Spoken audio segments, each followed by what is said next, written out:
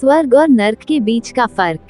एक बार एक बूढ़ी औरत को उसकी जिंदगी भर की अच्छाइयों के बदले फरिश्तों ने उसकी एक ख्वाहिश पूरी करने की मंजूरी दी। उस बूढ़ी औरत ने फरिश्तों से कहा कि मैं मरने से पहले एक बार स्वर्ग और नर्क दोनों की यात्रा करना चाहती हूँ।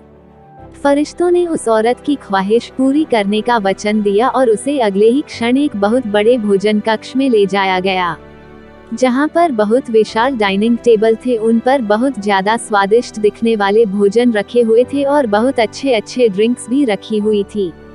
मगर उस टेबल के चारों तरफ बैठे लोग बहुत ज्यादा मायूस, भूखे और दुखी लग रहे थे।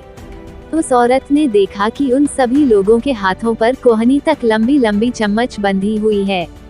वो लोग जब भी उस चम्मच से खाना उठाकर अपने मुंह तक ले जाने का प्रयास करते तो उनकी कोहनी मुड़ नहीं पाती और खाना उनके मुंह तक कभी पहुंच नहीं पाता।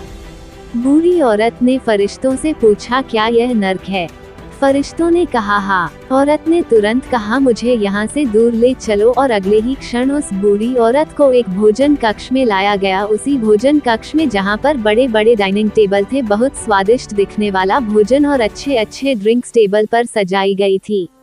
मगर इस बार डाइनिंग टेबल के चारों तरफ बैठे लोग खुश थे, हंस रहे थे और उनके चेहरों पर संतुष्टि थी।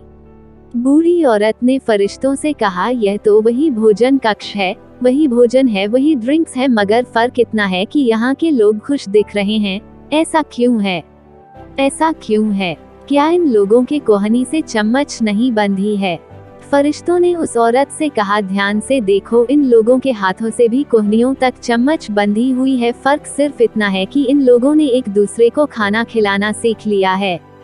दोस्तों, इस छोटी कहानी की तरह ही हम चाहे तो हमारे जीवन में इसी पृथ्वी पर ही स्वर्ग या नरक दोनों का अनुभव कर सकते हैं। अगर हमें स्वर्ग का अनुभव करना है तो हमें पहले दूसरों के बारे में सोचना होगा, दूसरों को खिलाना होगा, दूसरों की मदद करनी होगी। चॉइस हमारी है, हम चाहे तो हमारी जिंदगी को स्वर्ग जैसा या नर्क जैसा बना सकते हैं। कहानी अच्छी लगी तो वीडियो लाइक कीजिए। इस कहानी को शेयर करके आप हमें सपोर्ट कर सकते हैं। चैनल को सब्सक्राइब जरूर करें।